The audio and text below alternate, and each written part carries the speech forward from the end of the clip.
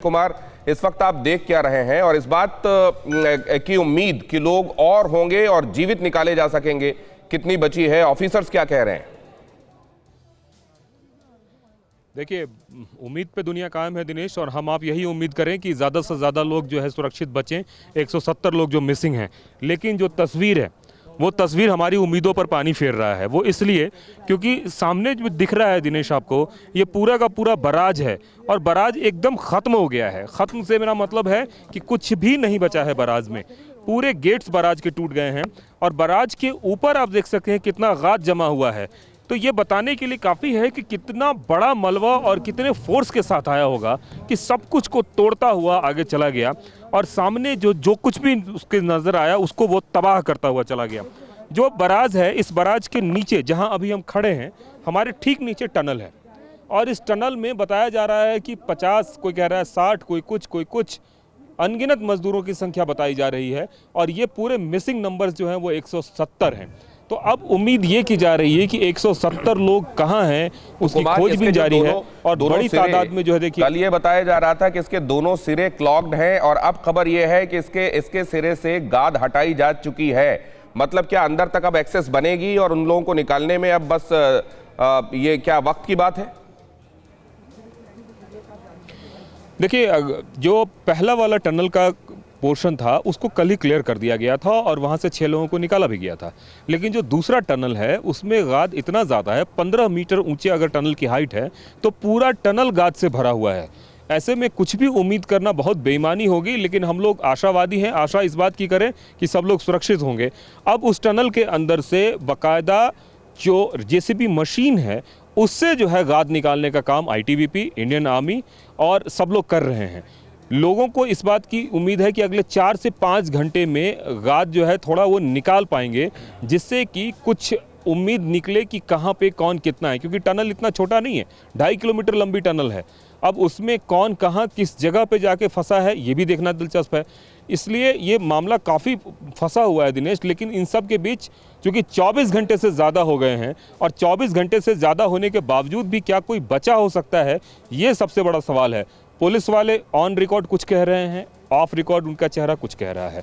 ऐसे में हम और आप सिर्फ मैं ये चाहूंगा कि आप ये आसपास की जरा तस्वीरें भी दिखा दें। आपने बताया बराज का तो सिर्फ नाम कि पता चले कि हाँ बराज था यहाँ, बाकी तो नेस्त नाबूद हो गया है। आसपास की तस्वीरें जरा दिखाएंगे, हमको अंदाजा होगा वहाँ क्या बीती है कल।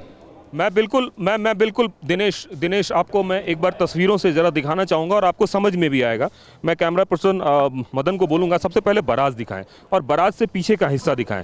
अगर कल का वायरल वीडियो दिनेश अगर आप थोड़ा सा भी रिकॉल करें तो जो पीछे का हिस्सा है उस हिस्से से बहुत बड़ी तादाद में पानी का फ्लो आया। ऐसा लग रहा था जैसे कि हॉलीवुड की कोई फिल्म का कोई सीन हो, और वो पानी का फ्लो सीधे आके इसी बराज से टकराया। बेशक अभी हम कह रहे हो बराज टूट गया हो, बर्बाद हो गया हो, लेकिन यकीन मानिए अगर बराज नहीं होता तो तबाही और बड़ी हो सकती थी, क्योंकि बराज ने पानी के बड़े हिस्से को रोका। बराज ने एक तरह से कह सकते हैं कि बड़ी तबाही को रोका।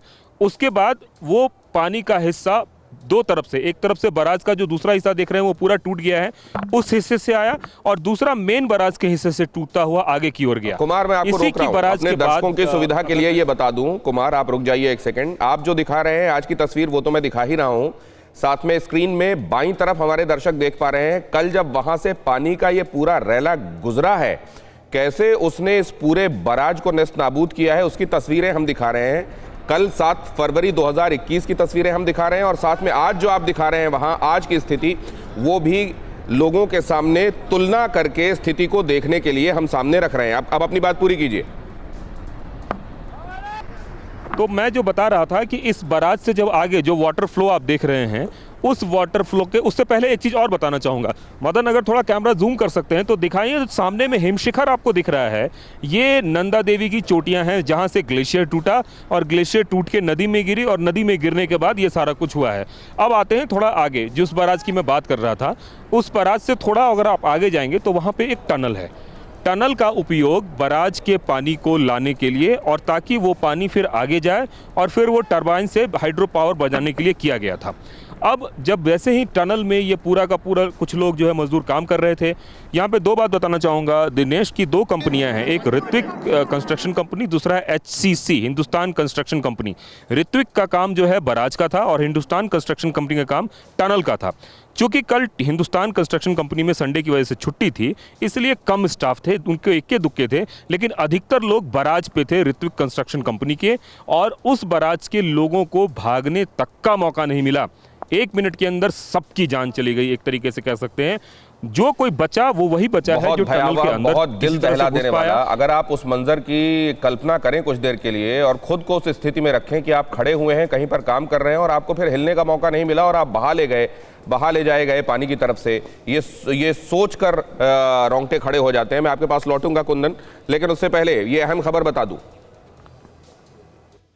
ये जो तस्वीरें आप देख रहे हैं, यहाँ ये तस्वीरें देखिए आप। कुमार कुंदन बता रहे हैं आपको नंदा देवी की चोटियां उन्होंने दिखाया और साथ ही ये बताया कि कैसे वो ग्लेशियर गिरा। तो आप कल्पना करें कि वो गिरा और उसने पानी को उछाला और पूरे रास्ते में धौली गंगा के वो पानी उछला और तटबंध तोड़कर बाहर निकला और साथ में उसके आवेग में सामने की तरफ जो भी आया उसको बहाता लेकर चला गया।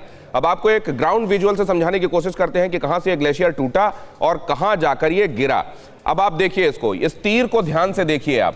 ये उस जगह पर पहले ये तीर आपको जाकर दिखाई देगा जहां से ये ग्लेशियर वाली वो जगह है। ये पूरी चोटियां हिम आच्छादित हैं और जब ये जो उस पर बर्फ होती है वो जमकर सख्त चट्टानी रूप ले लेती है, वही ग्लेशियर होता है। वो ग्लेशियर उसका बड़ा हिस्सा टूटकर जब गिरा, जब इस धौली गंगा की धारा में वो गिरा, तो इस पूरी धौली गंगा की धारा को उसने प्रवाह भी दे दिया और उसके जल स्तर को अचानक काफी बढ़ा दिया और उसकी वजह से ये तबाही बर्पा हुई जो आज जिसकी चर्चा हम और आप कर रहे हैं। फिक्र आपकी, सोमवार से शुक्रवार रात 9 बजे सिर्फ TV9 भारतवर्ष पर।